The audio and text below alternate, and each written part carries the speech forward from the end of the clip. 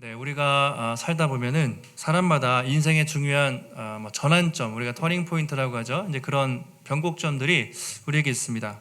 이제 저도 이제 돌아보면 이제 강원도 횡성에 이렇게 있다가 이제 서울로 학교로 올라온 것이 첫 번째 이제 전환점이었던 것 같고, 거기서 이제 학교에서 집사람을 만나서 이제 결혼한 것도 중요한 전환점이 되고, 그 다음에 가장 인생에서 이제 크게 저에게 중요한 시기가 이제 신학을 공부하게 된 것이죠.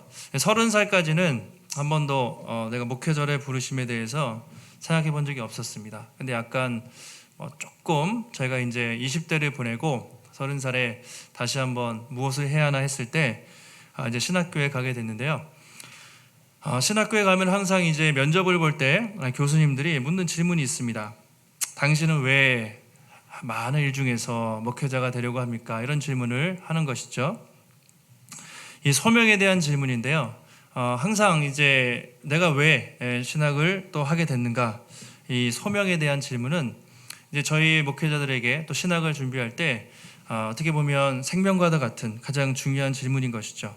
하나님이 어떤 분이신가? 내가 왜 이 길을 가는가? 이제 이런 질문을 답을 해야 했습니다. 여러분들도 아마 직장에 가시거나 아니면 학교에 이렇게 진학을 할 때 자기소개도 쓰고 이제 내가 여기 가면 어떻게 일하겠습니다. 어떻게 공부하겠습니다. 그런 것들을 쓰지 않습니까? 이제 성경에 보면 하나님이 우리 한 사람 한 사람을 부르실 때 그런 각자의 사명이 있다고 그렇게 말씀을 하십니다.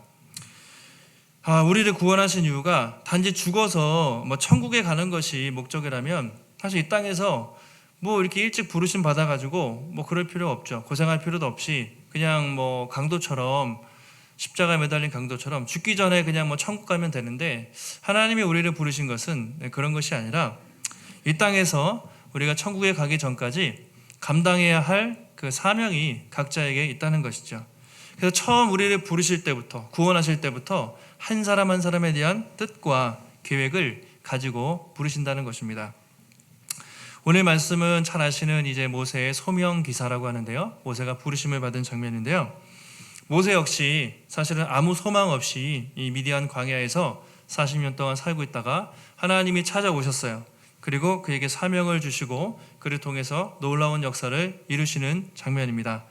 오늘 말씀을 통해서 하나님은 우리를 어떤 사명의 자리로 부르셨는가, 아니면 또 사명을 잊어버리고 살 수도 있습니다. 다시 한번 그 사명을 발견하고 우리가 이 부르신 자리에서 어떻게 그 소명을 잘 감당할 것인가, 말씀을 통해서 함께 살펴보도록 하겠습니다. 이제 본문을 보면은 이제 모세가 그냥 아주 평범한 일상이었어요. 모세가 양치기였잖아요. 장인 이드로의 장인 어른의 양을 40년째 그 광야에서 치고 있었습니다. 그날도 똑같이 그냥 광야에서 양을 치고 있는데 그동안 한 번도 보지 못한 기이한 장면을 보게 된 것이죠. 떨기나무가 있는데, 나무가 있는데 막 불이 붙었는데 타지 않는 그런 신기한 장면을 이제 모세가 보게 됩니다. 3장 2절에 보시면 이렇게 얘기하고 있습니다. 여호와의 사자가 떨기나무 가운데로부터 나오는 불꽃 안에서 나타나신 것입니다. 봤는데 떨기나무에 불이 붙었지만 사라지지 않는 좀 이상한 장면을 모세가 본 것이죠. 여호와의 사자, 이제 여호와의 사자, 천사는 아니고요. 성경을 보면 이제 우리가 하나님께서 직접 모세에게 이제 말씀하기 위해서 내려오신 그 하나님이라는 것을 알 수 있는데, 어떤 분은 이제 이 여호와의 사자가 제2위 하나님이신 예수님이다라고 말하는 분도 계십니다. 성경에 이제 중요한 그 구약에 예수님이 신약에 성육신하시기 전에 중요한 사건들마다 직접 내려오셔서 말씀하시는 장면들이 있는데, 어쨌든 하나님께서 직접 떨기나무를 통해서 모세를 부르고 있는 것이죠. 근데 그냥 보고 지나갈 수도 있는 거예요. 불이 붙었네. 지나갈 수도 있는데 그걸 보고 이상하다, 좀 호기심이 발동을 해서 가게 됐습니다. 그런데 거기서 살아계신 하나님을 만나게 되는 것이죠. 불이잖아요. 불을 통해서. 그래서 하나님, 왜 불 가운데 하나님이 오셨는가? 성경에서 이제 불하면 하나님의 임재를 상징하는 것이죠. 불. 구름 기둥과 불 기둥으로 하나님 인도하시고, 또 신의 산에서도 불 가운데 거룩하신 하나님이 이제 불 가운데 임재하셔서 이제 모세가 오니까 모세야 모세야 2번 모세를 부르십니다. 성경에서 이름을 두 번 부른다는 것은 아주 사랑스럽고 친밀하게 이렇게 할 때 이제 모세를 사람을 부르는데요. 이제 모세를 두 번 불렀습니다. 모세 입장에서는 이게 뭐지 그렇게 걸어가는데 거기서 자기 음성을 들렸을 때 어리둥절한 모습으로 당황했겠죠. 내가 여기 있나이다. 이제 모세가 대답을 하고 내가 선 것은 거룩한 것이니 신을 벗어라. 하나님께서 이제 모세를 만나주시는 장면이 오늘 말씀입니다. 실제로 우리가 출애굽 성지순례를 이렇게 가게 되면 항상 가는 코스가 이제 제일 중요한 코스가 시내산이잖아요. 시내산 코스인데 실제로 이렇게 가보면은 저런 사진이 있습니다. 한번 보여주시면 이제 원래 모세가 이제 있었던 곳이 저기 파란색으로 됐던 애굽 지역이죠. 애굽 지역에서 모세가 이렇게 있다가 이제 시내산으로, 그러니까 미디안 광야는 시내산에서 더 동쪽입니다. 더 먼 쪽인데, 그러니까는 바로가 자기를 죽이려고 했을 때 너무 두려워가지고 저 애굽에서 엄청나게 멀리 떨어진 제일 오른쪽 미디안 광야로 도망을 쳤습니다.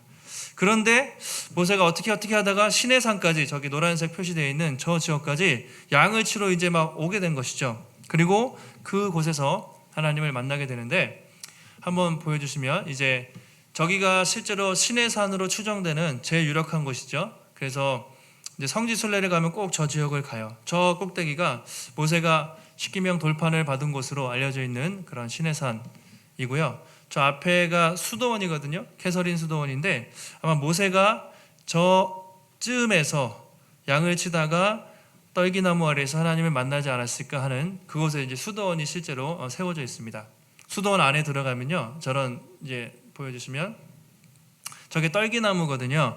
그러니까 이제 저기는 안에 있는데 광야 어디엔가 저런 떨기나무가 있었을 것이고 아마 거기에 불이 붙어 있는데 사라지지 않는 그 광경을 보고 저 떨기나무를 통해서 이제 모세가 하나님을 이제 만나게 된 것이죠.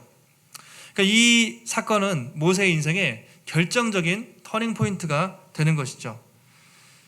40년 동안, 그렇죠? 40년 전에는 애굽의 왕자였는데 40년 동안에는 살인자, 미디안의 광야의 목동으로 그냥 그렇게 살았거든요. 그런데 오늘 하나님을 만나게 됐습니다. 그동안 이제 모세가 아들의 이름을 지었잖아요. 중간에 살면서 아들의 이름을 뭐라고 했냐면 게르솜이라고 지었는데 나그네. 야, 내 인생이 정말 나그네 인생 같다. 오죽하면 아들의 이름을 게르솜이라고 하면서 이방 민족에 와서, 이방 땅에 와서 그렇게 방랑하며 사는 자기 인생을 보면서 게르솜이라는 그 이름을 지었었죠. 그리고 이제 오늘 산 이름이 신의 산이라고도 하지만 호렙이라고 되어 있습니다. 하나님의 산 호렙산이라고 되어 있는데 이 호렙이라는 의미가 뭐냐면 폐허 또는 황폐한 땅, 이런 의미입니다. 폐허, 황폐한 땅. 왜 하나님은 수많은 산 중에 하필이면 폐허, 이 황폐한 땅이라는 이름을 가진 호렙에서 모세를 만나게 하셨을까? 어떻게 보면 하나님은 그렇게 황폐한 인생을 살고 있는 40년 동안, 그렇죠? 하나님 없이 광야에서 아주 정말 소망 없이 살고 있는 그 황폐한 인생을 살고 있는 모세에게 찾아오셔서 이제 구원을 베푸시는 그런 의미가 아닐까. 또 애굽 사람들은 400년 동안, 지금 애굽 바로의 압제에서 400년 동안 이스라엘 백성들이 고통을 당하고 있죠. 황폐한 고통스러운 삶을 살고 있는 그 이스라엘 백성들을 구원하고자 하시는 그 하나님의 부르심이 아닐까. 그래서 이 호렙, 이 황폐하다라는 의미가 있는 것이죠. 그 황폐한 인생에, 황폐한 모세의 인생에, 황폐한 이스라엘 백성들의 인생에 하나님이 찾아오셨을 때 정말 놀라운 빛이 이제 임하게 시작하는 것입니다. 여러분, 우리도 한번 생각해 보시면, 여러분 이제 부르심 받았을 때 예수님을 믿기 전에 여러분 어떤 삶을 사셨습니까? 보통 예수님 믿기 전에 그냥 겉으로는 뭐 잘 사는 것 같지만 사실은 영적으로 볼 때 하나님과 아무 상관없이 그냥 내가 하고 싶은 대로 죄를 지으면서 어떻게 보면 영적으로 정말 황폐하고, 그렇죠? 폐허같고 무너진 인생을 우리가 삶을 살지 않았습니까? 그런 삶을 살다가 하나님을 만나면서 우리가 구원을 받고 또 하나님의 자녀가 되고 비로소 이제 다른 사람을 위해서 또 사명자로 살아갈 수 있는 그것이 하나님을 만나면서 사실 우리가 그렇게 변하게 된 것이죠. 그래서 아마 여러분들도 모세에게 떨기나무 하면 하나님에게 첫사랑, 처음 만났을 때 아마 평생 그가 이렇게 살면서 떨기나무 하면 하나님이 만났던 첫사랑과 그 감격을 늘 기억을 했을 것입니다. 여러분에게는 어떻습니까? 여러분이 처음 모세의 떨기나무 같은 하나님을 만났던 그 장소, 또 하나님이 주셨던 그 사명, 여러분들은 그것을 잘 기억하고 사시는지 모르겠습니다. 한번 잘 돌아보시면 좋겠어요. 저도 이제 모태신앙이지만 대학교에 와서 하나님을 인격적으로 만났을 때 그 전에는 그냥 뭐 착하게 살아야지, 그냥 뭐 열심히 살아야지, 뭐 이런 생각은 있었지만 내 인생이 하나님의 것이다, 내가 하나님을 위해서 살아야겠다, 이런 생각은 못했어요. 하나님 만나고 나서 정말 이 인생을 주인이, 우리 모든 인생의 주인이 하나님이시구나, 하나님을 위해서 정말 드려야겠다, 그런 인생의 목적과 방향이 바뀌었던 것 같아요. 오늘 그런 삶, 그런 전환점이 모세에게 다가오게 된 것이죠. 하나님이 이유를 말씀하세요. 오셔서 모세에게 찾아오신 이유가 무엇인가? 7절 우리 한 목소리로 한번 읽어보겠습니다. 시작. 여호와께서 이르시되 내가 애굽에 있는 내 백성의 고통을 분명히 보고 그들의 감독자로 말미암아 부르짖음을 듣고 그 근심을 알고. 자, 뭐라고 하십니까? 애굽에 있는 뭐라고 부르죠? 내 백성이라고 부르죠. 내 자식들이다. 하나님이 이렇게 부르시면서 그들의 고통을 분명히 보고, 고통을 내가 분명히 보고 있다. 그리고 그들의 부르짖음을 듣고 있다. 그리고 그들의 근심을 알고, 이렇게 말하고 있습니다. 보고, 듣고, 알고 있다. 그들은 내 백성이다. 이런 얘기를 들었을 때 모세가 얼마나 위로가 되었을까. 아니, 그동안 내 인생 버림받은 것 같았는데 내가 40세 이스라엘 백성들을 구원해 보려고 그렇게 했을 때 어떻게 됐습니까? 쫓겨나가지고 이 40년 동안 정말 폐허 같은 소망 없는 양치기의 삶을 살았는데 내가 네 고통을 분명히 보고 있었고 듣고 있었고 알고 있었다. 그리고 애굽에 있는 고통받는 이스라엘 모든 백성들 내가 한 번도 잊은 적이 없고 내가 그들의 부르짖음을 듣고 그들의 아픔을 이해하고 그리고 그들의 고민을 듣고 있었다. 그렇게 하나님 말씀하셨을 때 모세가 참 얼마나 힘이 됐을까, 위로가 됐을까, 그렇게 생각이 듭니다. 버림받은 것 같은 내 인생이었는데, 그리고 정말 버림받은 것 같은 내 민족이었는데 하나님이 그 모든 것을 다 기억하고 계시고 알고 계셨다. 그리고 이제 때가 찼다. 너를 통해서 내가 너를 구원하고 그리고 이스라엘 백성들을 구원하겠다 말씀하실 때 참 모세가 정말 많이 위로가 되지 않았을까 생각이 듭니다. 우리도 살다 보면은 그런 어려움들이 있잖아요. 이렇게 개인적으로 인생에 방치된 것 같고 인생이 하나님 믿는데 도저히 하나님의 손길이 없는 것 같고, 교회적으로도 볼 때 참 이 코로나의 어려운 시기에 많은 어려움과 공격을 당하고 있지 않습니까? 하나님이 정말 도와주시는가 이런 생각이 문득 들 때가 있고, 사람들이 코로나로 이렇게 많이 기도하고 부르짖고 있지 않습니까? 여전히 이런 어려운 시간들이 계속될 때 참 하나님의 일하심에 대해서 우리가 인간적으로 좀 이렇게 의심이 되고 힘들 때가 있죠. 근데 출애굽기를 보면요, 이스라엘 백성들이 고통당하는 수백 년의 시간, 그리고 모세가 광야에서 그렇게 버림받은 것 같은 40년의 시간, 그 모든 것이 버림받은 시간, 방치된 시간이 아니라 내가 다 듣고 보고 알고 있었다. 그리고 내가 타이밍이 되면 반드시 너를 구원하시겠다는 그 말씀을 하셨을 때 우리도 이렇게 보이지 않지만 역사의 무대 뒤에서 또 우리 인생의 그 뒤에서 여전히 우리를 이끌어 가시는 그 보이지 않는, 그렇죠? 우리를 이해하시고 또 우리 이끌어 가시는 하나님의 그 은혜를 우리가 말씀을 통해서 볼 수가 있습니다. 자, 어떤 비전을 주십니까? 하나님이 딱 비전을 선포하세요. 내가 너를 통해서 행할 일이 8절 보시면 이렇게 돼 있죠. 내가 내려가서 그들을 애굽인의 손에서 건져내고 그들을 그 땅에서 인도하여 아름답고 광대한 땅, 젖과 꿀이 흐르는 땅, 이런 족속에서 데려가려 하노라, 이렇게 말씀하시죠. 자, 내가 내려가서, 마치 하나님이 하늘에서 직접 내려오신다는 표현인데, 우리가 예수님이 이제 성육신 하늘에서 내려오셔서 우리를 위해서 구원의 일을 하셨잖아요. 하나님이 이제 내 때가 찼다. 내가 내려와서 어떻게 하죠? 애굽인의 손에서 그들을 건져내고 그들을 인도하여 그리고 이 땅에서 데려가다 하노라 이렇게 말하고 있습니다.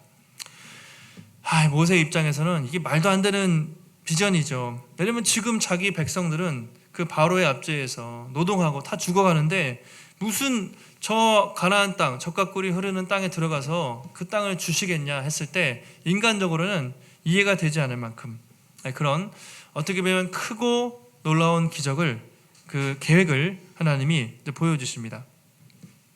여기서 이제 건져내다라는 표현이 아까 있었거든요. 내가 너를 건져내어 애굽의 손에서 건져낼 것이다. 자, 모세의 이름이 뭐죠? 모세의 이름의 의미가 무엇입니까? 물에서 건짐을 받다. 이게 모세거든요. 원래 모세는 나일강에서 원래 다 죽임당해야 되는데 3개월 지났을 때 이제 엄마가 숨길 수 없으니까 그냥 강에 뛰어 보냈잖아요. 원래 바로의 공주가 발견하지 못했으면 모세는 죽어 있었겠죠. 물에 떠내려가서 그냥 죽었을 겁니다. 그런데 바로의 딸이 공주가 그를 발견하고 건져냈잖아요. 그래서 물에서 건짐을 받다. 이게 모세라는 의미거든요. 히브리어로 물에서 건짐받은 자, 다시 말하면 구원받은 자, 물에서 구원받았다. 이것이 모세의 의미입니다. 하나님이 똑같은 단어를 쓰고 계신데 내가 너를 물에서 건져서 구원한 것처럼 이제는 이스라엘 백성들을 애굽에서 건져내시겠다라는 그런 똑같은 의미를 모세를 통해서 말씀하고 있는 것이죠.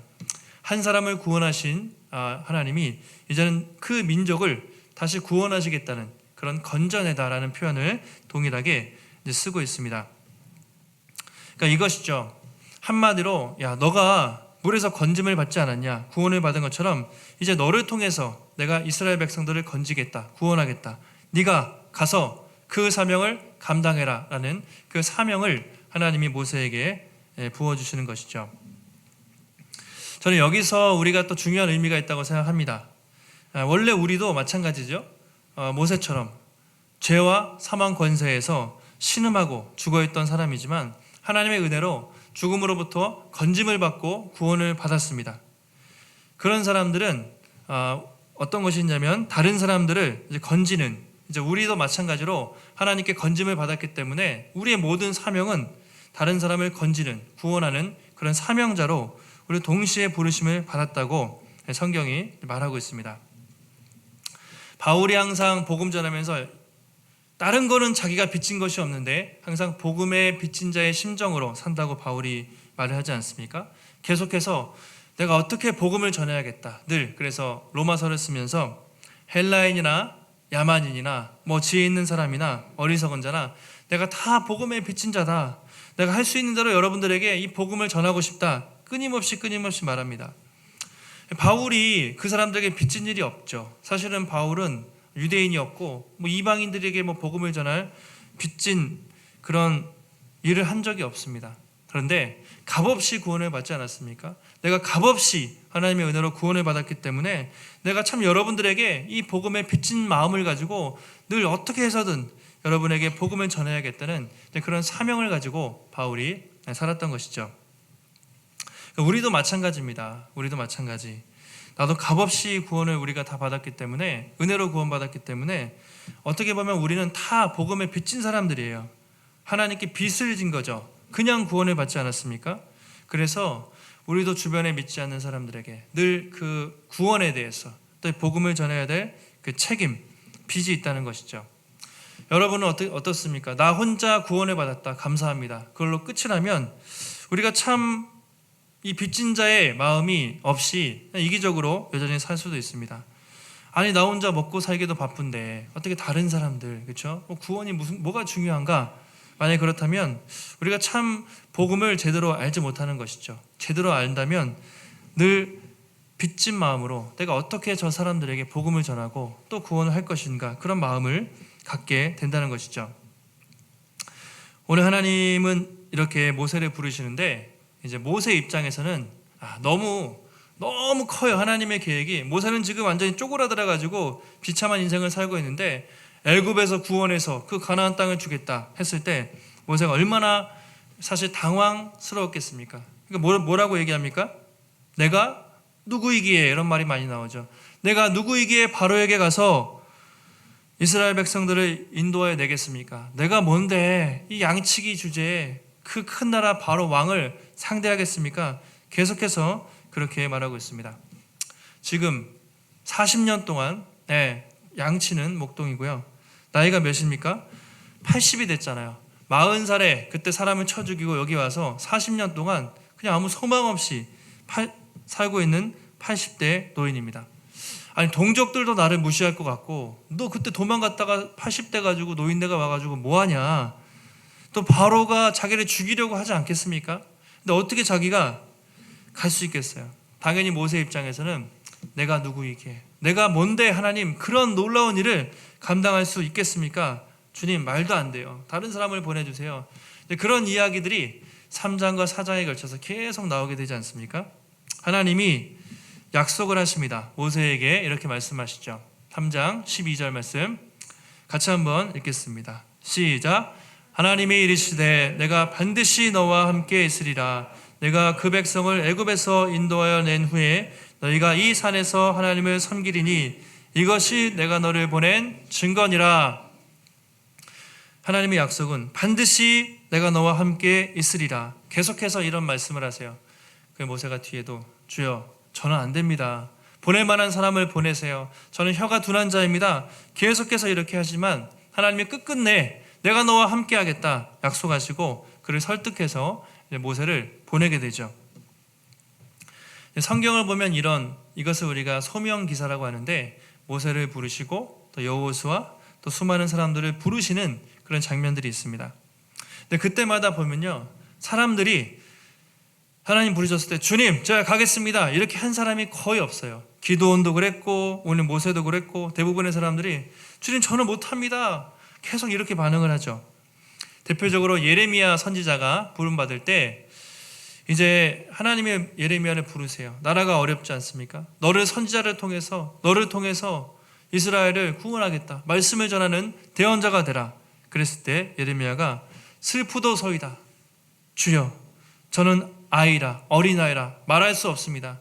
예레미야도 똑같이 저는 할 수가 없습니다 그렇게 거절하고 반응을 하죠. 그때 하나님이 예레미야 1장 7절과 8절에서 이렇게 예레미야에게 말씀을 하십니다. 같이 한번 우리 7절 8절 읽겠습니다. 시작. 여호와께서 내게 이르시되 너는 아이라 말하지 말고 내가 너를 누구에게 보내든지 너는 가며 내가 내게 무엇을 명령하든지 너는 말할지니라. 너는 그들 때문에 두려워하지 말라. 내가 너와 함께하여 너를 구원하리라. 나 여호와의 말이니라 하시고, 계속해서 똑같이 약속하죠. 저는 아이입니다. 저 말 잘 못하거든요. 저는 앞에 나가서 할 용기가 없습니다. 근데 그렇게 말하지 말고 안다. 네가 부족한 건 알고 네가 어린아이라는 거 안다. 그렇지만 누구에게 보내든지 가서 무슨 말을 명령하든지 대언해라. 시키는 대로만 해라. 두려워하지 말라. 내가 너와 함께하여 너를 구원하리라. 이렇게 하나님이 약속을 하시죠. 그러니까 하나님 사람을 부르실 때 야 내가 왕이 되게 해줄게, 높은 권력을 줄게, 군대를 줄게, 또는 돈을 줄게, 이런 식으로 약속하지 않으시고 말씀을 주시죠. 내가 너와 함께하겠다. 아무것도 없는 것 같지만 오늘 모세에게도 내가 너와 함께하겠다. 이것이 임마누엘의 약속이죠. 오늘 예레미야에게도 내가 너와 함께하여 반드시 너를 통해 역사하겠다. 기드온도 그렇게 두려워할 때 내가 너와 함께하겠다. 여호수아도 마찬가지죠. 내가 너와 함께하겠다. 두려워하지 말라. 이렇게 사람을 부르셔서 놀라운 일을 이루시는 그 하나님의 손길을 보게 됩니다. 그러니까 성경을 보면 사실은 인간적으로 볼 때 되게 위대해 보이잖아요. 모세도 위대해 보이고 예레미야도 그렇고 그렇지만 처음에는 사실은 그들도 우리와 그렇게 얘기하죠. 성정이 동일한 그냥 부족한 사람들이었죠. 중요한 것은 그들이 대단한 것이 아니라 그들을 통해서 그들을 세우시고 역사하시는 하나님이 위대하신 것이지, 사실은 모든 사람들은 하나님의 손에 붙들린 도구라는 것을 우리가 알 수 있습니다. 우리도 마찬가지인 것 같아요. 여러분, 우리도 부르심 받을 때 여러분 각자에게 하나님의 계획이 있는 거예요. 그냥 부르신 것이 아닙니다. 1달란트 또는 2달란트, 3달란트 각자의 은사와 부르시는 영역은 다르지만 어쨌든 한 사람 한 사람의 계획이 있고요. 여러분을 통해서 그 계획을 이루길 원하세요. 근데 그때마다 부담스럽죠. 사실은 참 어렵습니다.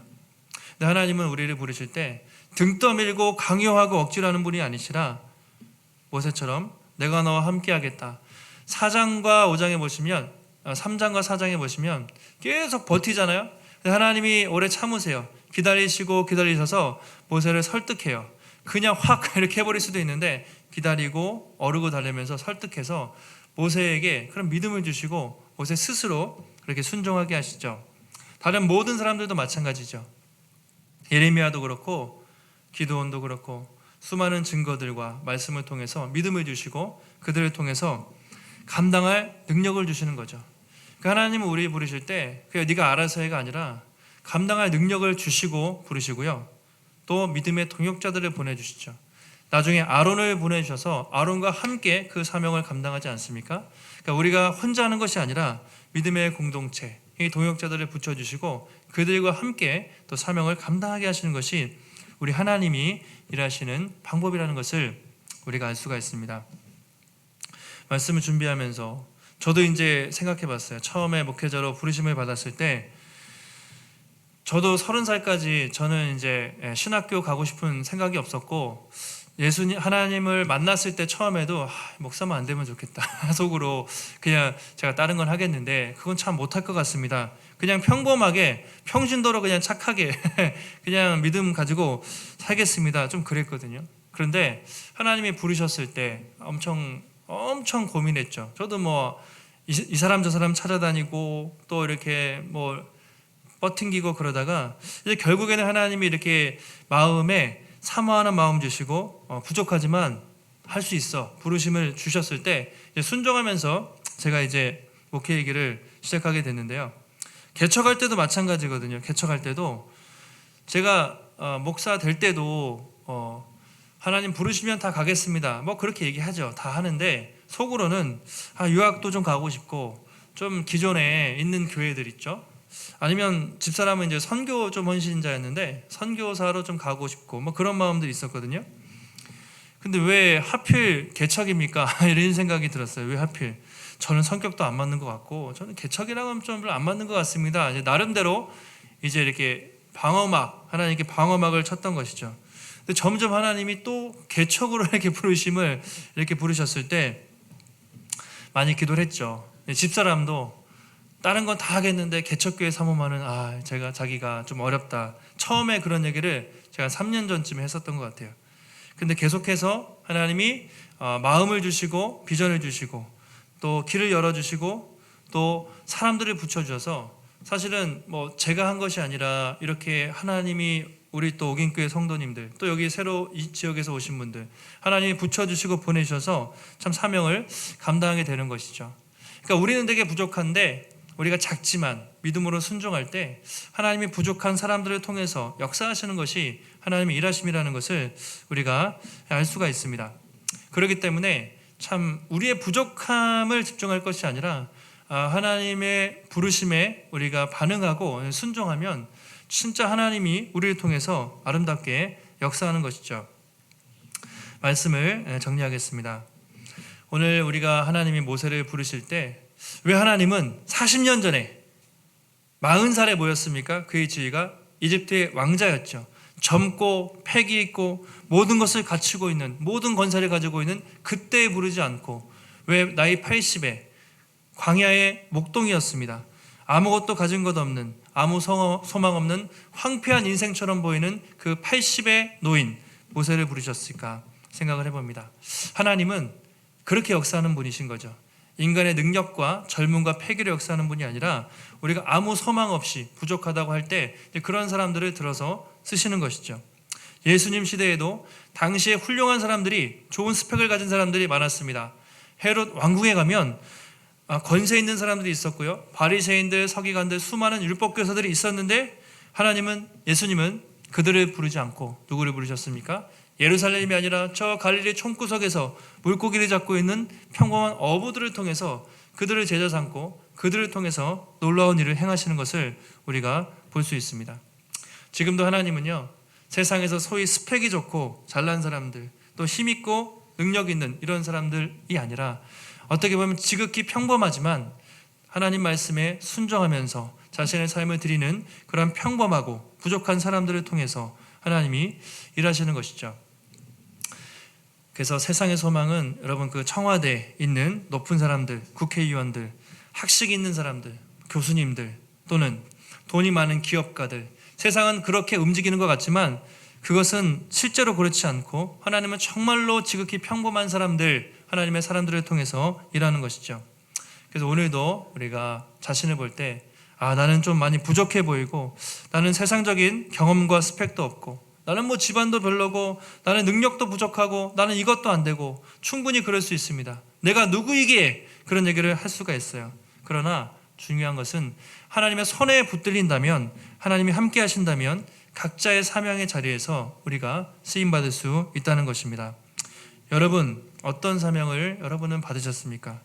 혹시 예전에 받았던 그 사명을 잊어버리고 사명과 무관하게 혹시 살고 계시지 않습니까? 사명은 큰 게 아니에요. 부담스러워하지 마시고 각자가 있습니다. 거창한 것이 아니라 여러분 학생으로서, 또 여러분 직장에서, 가정에서 각자에게 하나님이 부르시는 것이 있습니다. 우리가 작은 순종을 드릴 때 하나님은 우리를 통해서 놀랍게 일하실 것입니다. 이번 한 주간도 또 앞으로 우리가 살아가면서 나는 부족하지만 나를 통해서 또 놀라운 일을 행하기 원하시는 그 주님의 부르심에 오늘도 그 초청에 반응하시고, 우리가 작은 헌신 또 작은 순종 기쁨으로 드릴 때 우리를 통해서 하나님께서 우리를 아름답게 사용하실 줄 믿습니다. 하나님의 손에 붙들려서 또 그 사명을 감당하는 복된 성도들이 되시기를 주님의 이름으로 축원합니다. 하나님 감사합니다. 오늘도 또 주님의 귀한 말씀을 통해서 하나님이 모세를 부르셨던 것처럼 우리도 하나님께서 다시 우리를 부르시고 하나님 귀한 사명을 주셨다는 것을 말씀을 통해 다시 한번 돌아보게 됩니다. 우리를 부르셨을 때 또 각자에게 그 귀한 사명을 주셨는데, 하나님, 때론 우리가 부족하고 때론 우리가 연약하여서 사명을 감당하지 못할 때도 있었습니다. 다시 한번 오늘도 우리를 그 사명의 자리로 부르시는 그 주님의 부르심 앞에 우리가 믿음으로 반응하게 하시고, 하나님, 거창한 것이 아니지만 작은 것이라도 나를 부르신 가정에서 또 직장에서 학교에서 하나님 그 사명을 감당하고 믿음으로 순종할 때 그 모세를 통해서 하나님 놀라운 구원의 역사를 이루셨던 것처럼 또 나를 통해서 또 이 교회를 통해서 하나님 부족하지만 아름답고 또 놀라운 성령의 역사가 나타날 수 있도록 하나님께 쓰임받는 인생, 하나님께 쓰임받는 교회가 될 수 있도록 하나님 붙잡아 주시옵소서. 오늘도 또 우리 주의 전에 나올 때 또 귀한 예물 드려 나온 모든 손길들 하나님 축복하여 주시고, 하나님 이 예물이 주의 나라 위에 필요한 곳에 아름답게 쓰임받게 하시며, 날마다 우리 인생 가운데 하나님 정말 우리의 물질뿐만 아니라 우리의 시간과 건강과 재능과 모든 삶을 주님께 드리게 하시고, 하나님 부족함 없이 날마다 풍족하게 채우시는 하나님의 놀라운 채우심과 은혜의 손길을 경험할 수 있도록 주께서 함께하여 주시옵소서. 모든 말씀 거룩하신 예수님의 이름으로 기도하옵나이다. 아멘.